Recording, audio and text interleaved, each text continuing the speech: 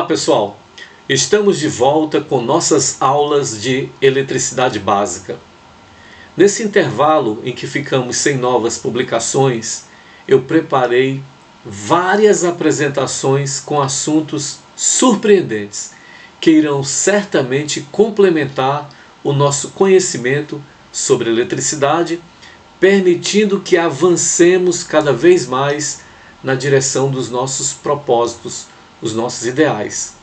Em breve eu vou iniciar as postagens das aulas de eletrônica analógica básica e eletrônica digital básica, onde nós vamos conhecer vários componentes eletrônicos e com eles desenvolver vários dispositivos de controle e de automação. Isso vai permitir maior familiarização com as definições, com o conteúdo que nós estamos estudando agora. Inclusive, nesta aula agora, nós vamos conhecer mais alguns desses conceitos e isso vai nos dar uma maior e mais profunda compreensão da natureza da eletricidade, tá bom? Para você que está assistindo um vídeo do canal HSB pela primeira vez, eu peço que você veja os outros, porque nós estamos numa sequência de aprendizagem, tá bom? E para todos vocês, eu peço apenas um like e que se inscrevam no canal, caso não tenham feito a sua inscrição, tá bom? Obrigado pessoal, vamos ao vídeo. Carga elétrica e eletrização. Bom pessoal, o que nós estamos observando aqui é uma pedra conhecida como âmbar. Na verdade o âmbar ele não é uma pedra, é uma resina fossilizada. Essa resina estava presente em alguns tipos de pinheiros que com o passar dos anos e anos e anos, essa resina petrificou, fossilizou, dando origem a essa pedra de uma beleza fantástica. E por sua beleza, essa pedra era e ainda é utilizada nos mais variados tipos de adornos, brincos, pulseiras, medalhões, enfim. Uma observação muito interessante foi feita pelo filósofo Tales de Mileto. Ele observou que essa pedra ela era capaz de atrair pequenos fragmentos de palha e de madeira. E isso conferia à pedra um certo poder místico, né? E despertava mais ainda a curiosidade das pessoas a respeito desse fenômeno. Uma pedra é capaz de atrair, né? Muito interessante. Em grego, elétron é como se escreve âmbar, ou seja, âmbar em grego se escreve elétron. E essa foi exatamente a origem da nossa eletricidade. Essa observação e essa palavra. Ok? Eu vou reproduzir aqui com os materiais, eu não tenho logicamente um âmbar aqui, mas eu vou reproduzir com materiais que eu tenho aqui.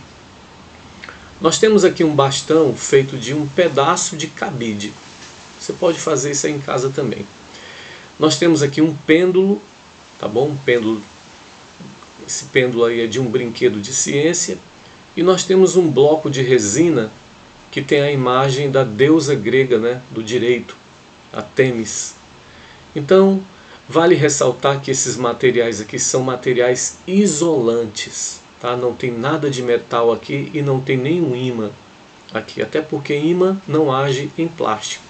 E dentro desses materiais, você pode ver, você pode fazer esse experimento aí, você vai ver que são plásticos mesmo. Vamos observar.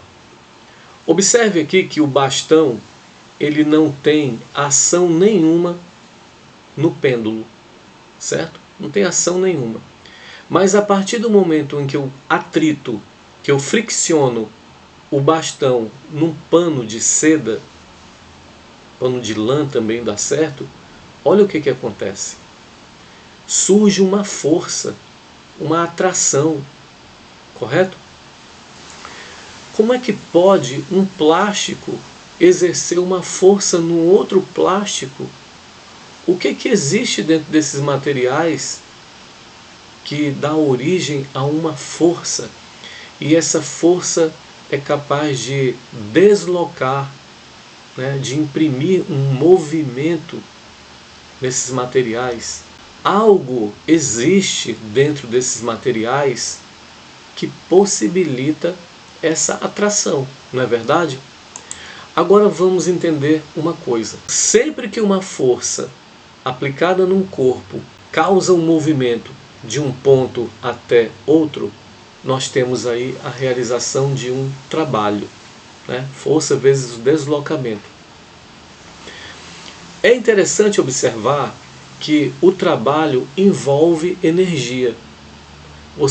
Sempre que você realiza um trabalho, você está usando energia, você está desprendendo energia, né?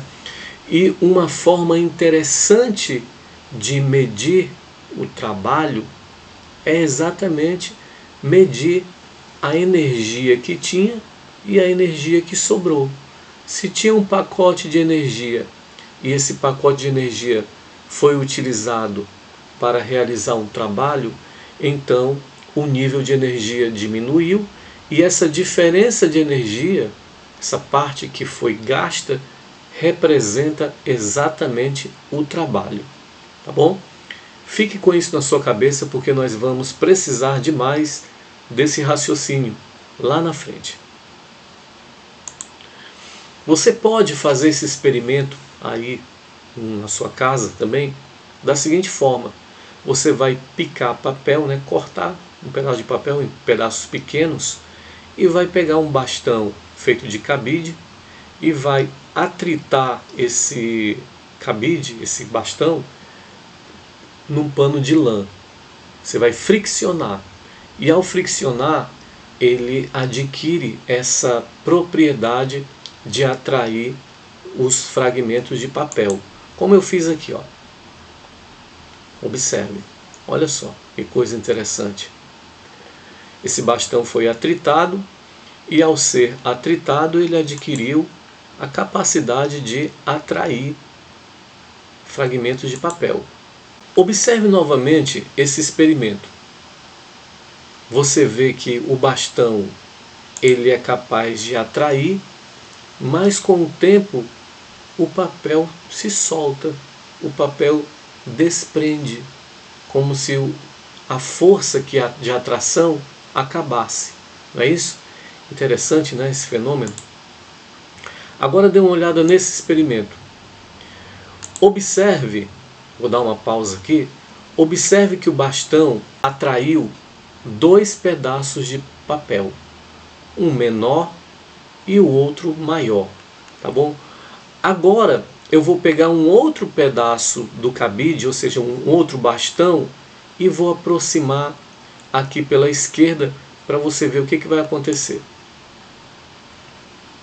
Observe que a presença desse novo pedaço de bastão já empurrou esse fragmento de papel para o lado oposto, mostrando claramente que esse bastão está empurrando esse papel e a força vai ser tal que o papel não consegue segurar e ele cai.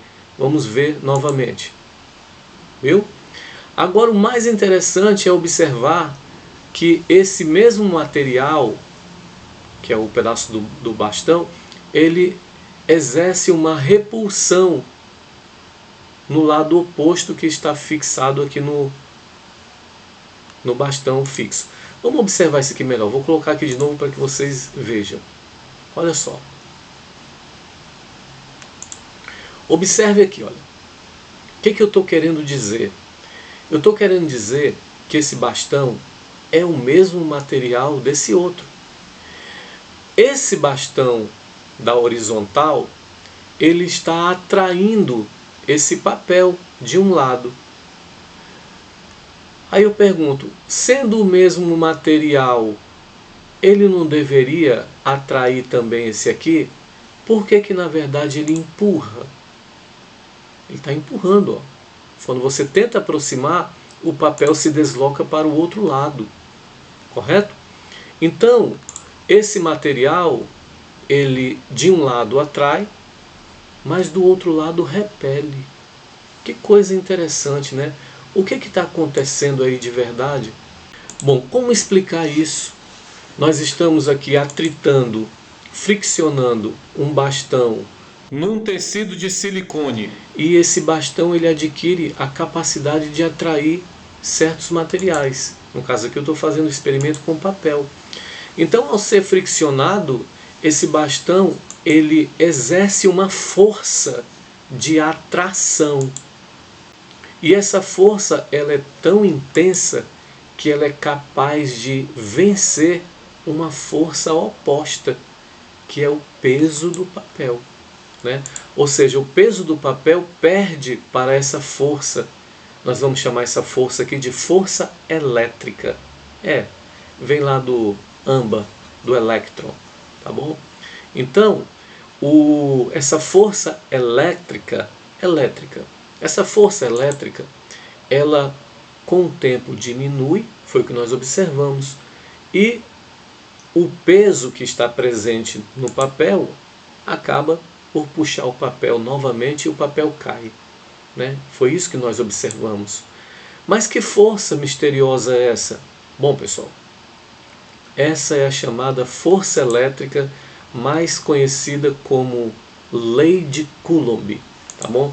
Quem estudou esse fenômeno com detalhes e descreveu matematicamente na sua famosa Lei de Coulomb foi o cientista chamado Coulomb, tá bom? Por isso que a Lei de Coulomb leva o seu nome. Inclusive a unidade de carga elétrica também leva o seu nome. Bom, e o que diz a Lei de Coulomb? A Lei de Coulomb, pessoal, ela é muito clara. Ela fala da força que ocorre, né, entre cargas elétricas. Então, se duas cargas estão a uma determinada distância uma da outra, entre elas haverá uma força. E que força é essa? Pode ser uma força de atração ou pode ser uma força de repulsão. E essa força ela é proporcional à distância em que esses objetos estão. Ou seja, a força é inversamente proporcional. Quanto menor for a distância, maior será a força. São grandezas inversamente proporcionais. Se a distância é muito grande, a força se torna menor. E isso numa relação quadrática. O que quer dizer? Se a distância, por exemplo, se a distância duplica, ou seja, a distância aumentou 2 vezes, a força diminui 4 vezes, porque 2 ao quadrado é 4. Se a distância aumenta 3 vezes, a força diminui 9 vezes. Ok? É sempre uma relação quadrática. Muito interessante isso, né? Então Coulomb descreveu essa relação que as cargas elétricas têm com a força que se origina da interação entre essas cargas. Bom, mas nós sabemos que existem 2 tipos de carga: a carga positiva e a carga negativa. A carga positiva, na presença de outra carga positiva, ou seja, cargas iguais, sempre dará origem a uma força de repulsão. Essas cargas vão se repelir, tá bom? Já se as cargas possuem sinais contrários, então haverá uma força de atração, tá bom? Elas vão se atrair. Se 2 cargas negativas forem colocadas uma na proximidade da outra, ou seja, sinais iguais, vai haver o quê? Uma repulsão. Sempre que as cargas forem iguais, existe uma repulsão entre elas. Elas se repelem, tá bom? Bom, mas e que cargas são essas? Onde essas cargas estão? Essas cargas, pessoal, fazem parte da natureza atômica dos materiais, ou seja, do que os materiais são feitos. E nós sabemos que todos os materiais são feitos, constituídos por átomos, ok? Nós temos, por exemplo, na nossa tabela periódica, nós temos o conhecimento de aproximadamente 118, se não me falha a memória, elementos. E esses elementos, eles possuem, se você observar aqui, eles possuem um número. Esse é o chamado número atômico. Interessante isso, né? Por exemplo, o cobre, ele tem um número atômico 29, né? A prata tem um número atômico 47. O ouro tem um número atômico 79. É interessante isso? Então essa diferença atômica, vamos chamar assim, do número atômico, confere aos átomos a diferença entre eles. Por exemplo, você olha aqui o átomo de cobre. Lembre-se que o átomo de cobre ele tem 29, o número atômico dele é 29. Mas o que significa o átomo de cobre ter um número atômico 29?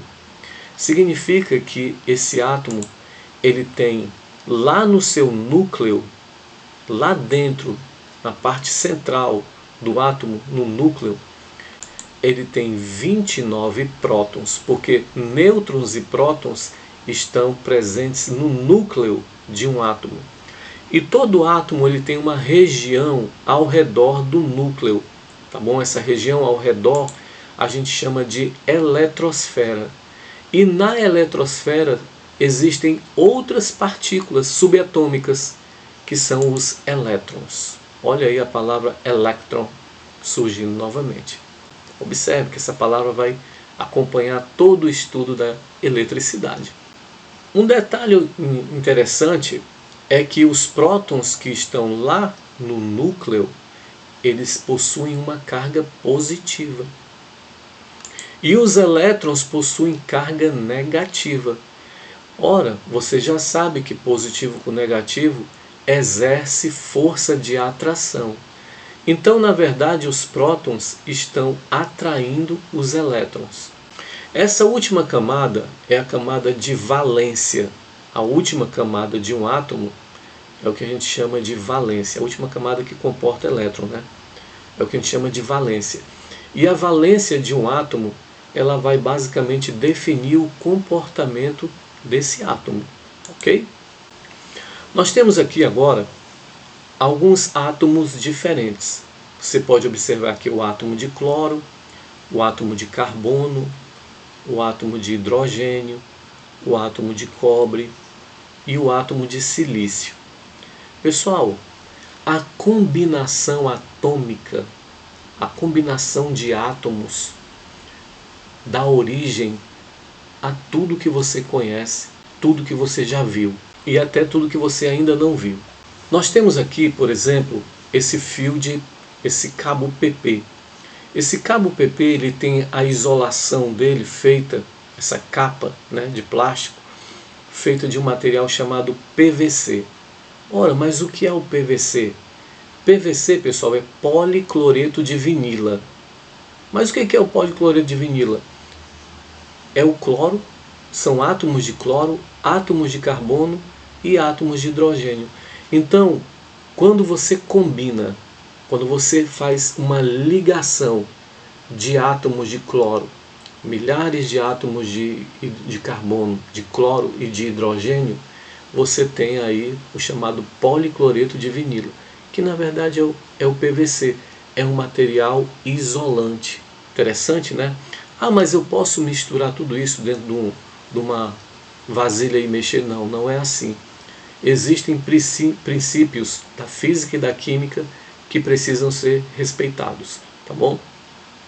Observe que esse PVC, o policloreto de vinila, ele também é utilizado aqui em tubulações de água, né? Tubo de PVC. Nós temos aqui o cobre, que vai dentro da isolação, que basicamente são átomos de cobre, né? Apenas átomos de cobre, deveria. E nós temos aqui o silício. O silício é a parte principal dos chips, né? Dos circuitos integrados. Então você observa aqui 5 átomos diferentes que combinados dão origem a esses elementos, mas não são só esses, né? São muitos e muitos e muitos outros, ok? Então, pessoal, essas ligações entre átomos vão dando origem a tudo que você conhece. Todas as substâncias que nós conhecemos, na verdade, são composições de átomos, né? São combinações, são ligações atômicas que dão origem a moléculas. E essas moléculas dão origem aos materiais que nós utilizamos e conhecemos. Ok? Por exemplo, mais um exemplo aqui. Olha só, o sódio e o cloro, né? O sódio, ele tem 11 elétrons na sua eletrosfera.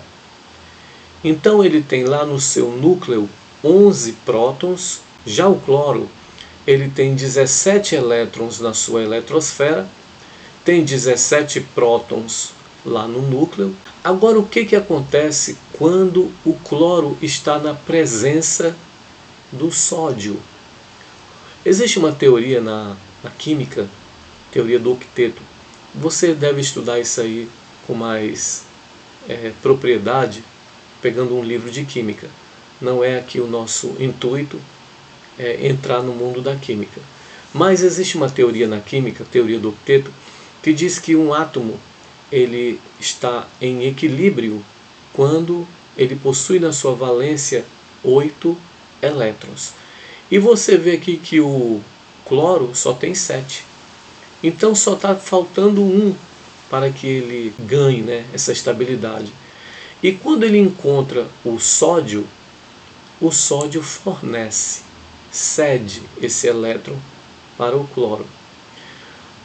Mas quando isso acontece, um fenômeno muito interessante passa a existir. Olha só que coisa.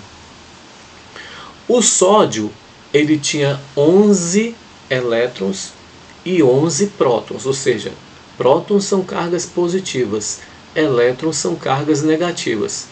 Essas quantidades eram iguais, até que o sódio cedeu um elétron. Então, agora o sódio, o átomo de sódio, tem uma quantidade de carga negativa menor, porque ele forneceu um elétron. O elétron é carga negativa. Se o sódio tem agora uma quantidade de elétrons menor, significa que a quantidade de prótons que permaneceu lá no núcleo continua a mesma. Então esse sódio ele se torna positivamente carregado, ou seja, ele tem agora uma carga líquida positiva. Quando um átomo perde ou quando um átomo ganha elétrons, a gente chama isso de íon. Esse átomo passa a se chamar íon, tá bom? Então, o sódio ele se transforma no íon, e ele se transforma no íon positivo, porque ele perdeu carga negativa, ele cedeu os elétrons, o elétron, né, que ele tinha lá na sua valência. Já o cloro ganhou. O cloro ele tinha 17 prótons e 17 elétrons. O cloro agora ganhou elétron. Então ele ficou com a quantidade de carga negativa superior à quantidade de carga positiva. Então o cloro se tornou mais negativo, correto? Enquanto que o sódio se tornou mais positivo, o cloro se tornou mais negativo, apenas pela mudança da quantidade de elétrons. Isso se dá apenas pelo somatório da quantidade de elétrons, tá bom? Então, quando o átomo perde elétron, ele fica mais positivo. É o que a gente chama de íon, cátion. É um cátion, ele se transforma no cátion. E o cloro se transformou num íon do tipo ânion, tá bom? Bom, pessoal, quando isso ocorre, um fenômeno surge. O sódio, ele é um íon positivo. O cloro é um íon negativo, né? E eles vão se comportar como cargas positivas e negativas. E nós já sabemos que uma carga positiva na presença de uma carga negativa ocorre uma atração. Então, nesse momento surge uma força de atração entre esses dois íons. Como eles se transformaram em íons e essa força surgiu a partir do momento que eles se transformaram em íons, a gente chama essa união, essa ligação de ligação iônica, correto? Então, através de uma ligação iônica entre o cloro e o sódio, você dá origem a uma nova substância, chamada cloreto de sódio. E o cloreto de sódio recebe um apelido, né? É o sal. É o sal que a gente bota lá no tempero da comida. E assim, pessoal, através de vários tipos de ligações, ligação iônica, ligação covalente, ligação metálica, todos os materiais que nós conhecemos vão se formando. Alguns naturalmente e outros sinteticamente, tá bom? Só em processos de fábrica que você consegue produzir. Por exemplo, você não vê a natureza produzindo cano de PVC, né? Nem capas de fio. Olha só um outro exemplo. O oxigênio, na presença do hidrogênio, ele é capaz de atrair 2 átomos de hidrogênio, ou seja, são 2 átomos de hidrogênio para cada átomo de oxigênio, né? A proporção é de 2 para 1. O interessante, pessoal, é que o hidrogênio ele não fornece, ele não perde o seu elétron. O hidrogênio ele vai compartilhar o elétron que ele tem com a camada de valência do oxigênio. Esse tipo de ligação, onde ocorre o compartilhamento dos elétrons da valência, é o que a gente chama de ligação de compartilhamento, valente de valência. Compartilhamento da valência, ligação covalente. Então, através de uma ligação covalente de um átomo de oxigênio para 2 de hidrogênio, nós formamos a famosa molécula H2O, né? E H2O a gente conhece mais como água. Então a água vai se formando através da ligação atômica na proporção de um átomo de oxigênio para 2 de hidrogênio na forma covalente, tá bom? Então a água é uma ligação covalente. E, por exemplo, num condutor de cobre, onde só tem átomos de cobre, esses núcleos, ora, o núcleo de um átomo ele é positivo, os elétrons são negativos.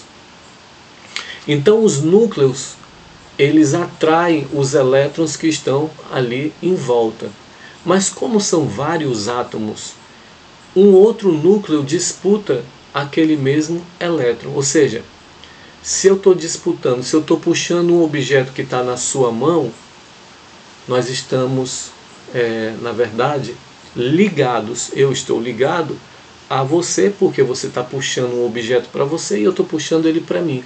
Então, essas forças de interação ocorrem entre os núcleos e os elétrons.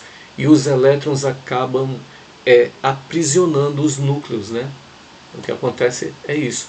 Como se houvesse uma nuvem de elétrons fazendo com que os núcleos estejam juntos. Nós vamos ver esse fenômeno com mais detalhe lá no nosso curso de eletrônica. Então, através de uma ligação metálica, nós temos aí o fio de cobre, né? Por exemplo. Ora, se o núcleo é positivo e os elétrons são negativos, então, logicamente, o núcleo está atraindo os elétrons. Por que simplesmente esses elétrons não se juntam com os prótons que estão lá no núcleo? Porque eles estão em movimento. Então, esse movimento circular dos elétrons ao redor do núcleo dá origem a uma força centrífuga que joga os elétrons para fora, para mais distante possível do núcleo. Mas, em compensação, a força de atração do núcleo com o elétron puxa ele de volta, de forma que eles encontram ali, essas forças encontram um equilíbrio.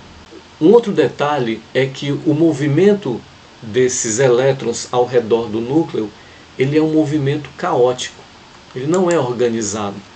E outra coisa, é muito rápido. É tão rápido que você simplesmente sabe que ali existe elétrons em movimento, mas você não é capaz de determinar onde eles estão, ok? Mas essa região em torno do núcleo, ela existe. É a chamada eletrosfera. Tá bom? Então, pessoal, como nós já percebemos que os materiais são feitos de átomos e átomos possuem partículas subatômicas com carga elétrica, nós já sabemos explicar melhor o que ocorre entre o bastão e o papel. Observe aqui que esse bastão, depois de friccionado, ele adquiriu uma carga. Então nós vamos colocar aqui uma carga positiva como exemplo. Aí você pode me perguntar, ele está cheio de prótons? Não. Ele está com ausência de elétrons. Tá entendido? O processo de eletrização se dá pela falta ou pelo ganho de elétrons e não de prótons, tá bom? Os prótons estão lá no núcleo e de lá eles só saem com uma bomba atômica. E nós temos aqui um papel que está neutro. Ah, mas como é que eu sei que o papel está neutro? Porque você observa que a quantidade de cargas negativas é igual à quantidade de cargas positivas. Então, ao aproximar o bastão carregado positivamente do papel que está neutro, as cargas elétricas presentes no papel já começam a se organizar, porque elas estão sentindo que um bastão positivo está se aproximando, certo? E de acordo com a lei de Coulomb, né, a lei de Coulomb fala da força de atração ou de repulsão em relação à distância. Então observe que o bastão positivo atraiu as cargas negativas. Positivo com negativo dá atração. Mas também repeliu as cargas positivas para mais distante possível, ou seja, lá para o fundo do papel, o máximo que ele pode ir. Não é interessante isso? Ou seja, o papel ficou polarizado, com um lado negativo e outro lado positivo. Um lado negativo e outro lado positivo. Como a distância entre as cargas negativas e positivas do bastão, como essa distância é menor, a lei de Coulomb diz o quê? Que quanto menor for a distância, maior será a força. E como a força aqui é uma força de atração entre positivo e negativo, a força de atração do bastão com o papel, ela é muito maior do que a força de repulsão. Observe que o bastão repele o papel também, porque o fundo dele, o finalzinho dele ficou positivo, e positivo com positivo dá repulsão. A força de repulsão, pelo fato da distância ser maior, ela é muito menor. Lembre-se que força e distância têm uma relação inversamente proporcional, ou seja, quanto mais distante, menor a força. Quanto mais próximo, maior a força. Então a força de atração é muito maior do que a força de repulsão, e essa força de atração é tal que vence o peso do papel e ela acaba chamando o papelzinho ali para encostar no bastão. Só que a partir do momento em que ela encosta, essas cargas elétricas agora podem fluir. É como se eu atritasse novamente os dois materiais. Então eles vão trocar essas cargas. No movimento dessas cargas de um elemento para o outro, de um material para o outro, a força também vai diminuindo, porque a quantidade de cargas vai se modificando, de forma que chega um ponto em que essa força não é mais capaz de segurar o papel, porque o peso continua puxando ele para baixo. Agora observe uma coisa muito interessante, é que o bastão ele estava carregado positivamente. O papel no início estava neutro, mas após o toque, no momento em que eles se tocaram, o papel adquiriu uma carga. Ele não é mais neutro, agora ele tem mais cargas positivas do que cargas negativas, ou seja, nesse momento ocorreu o que a gente chama de eletrização. O que é a eletrização? A eletrização é um processo no qual um corpo adquire carga elétrica, tá bom? E esse processo ocorreu devido ao toque de dois materiais, um que estava carregado positivamente e o outro que estava neutro. Deu para entender? Ok? Bom, pessoal, talvez você não tenha percebido, mas já se passaram 35 minutos. Então, para não ficar um vídeo muito longo, eu dividi em duas partes. Você acabou de ver a primeira. Não perca a segunda parte, porque é melhor do que a primeira.